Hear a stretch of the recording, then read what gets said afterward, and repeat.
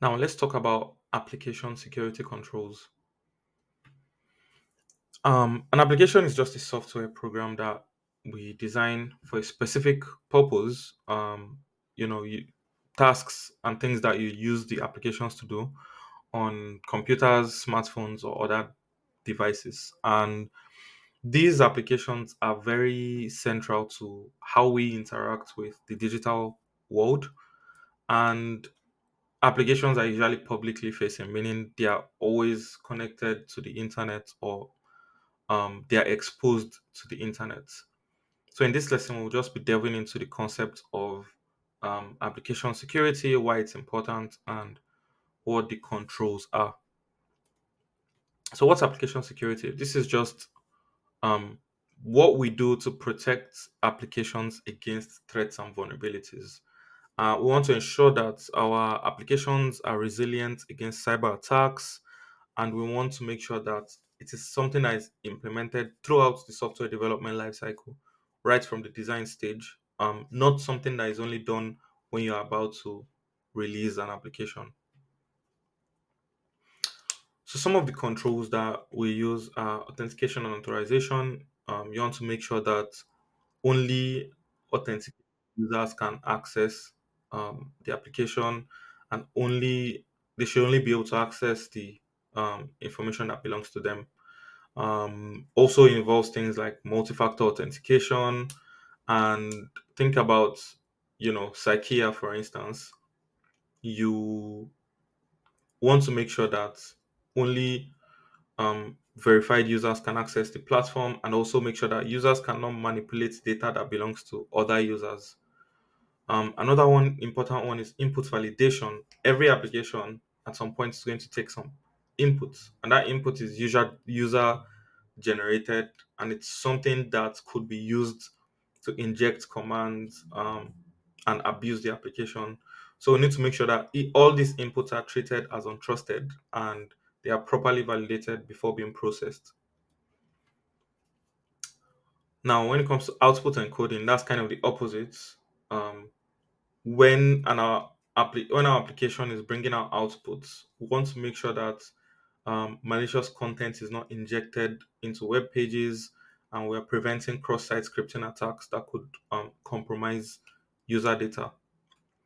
Encryption is another very important one. We want to make sure that all sensitive data is encrypted, and even if the data leaks during transmission or when it's stored, unauthorized users will not be able to make sense of it, so it will be useless. Error handling is another important one. We need to make sure that proper error handling is done to make sure that we don't leak sensitive information to potential attackers. And usually, errors usually come with like lots of information about the application, about the environment, and this information can be leveraged in a cyber attack. Session management is another important one. Um, we need to prevent attacks like session hijacking and fixation, and safeguard user interactions with the application. So, logging and monitoring is also very important because we need to track what's going on within the application, and that helps us to then detect when there's suspicious behavior or any potential security breach.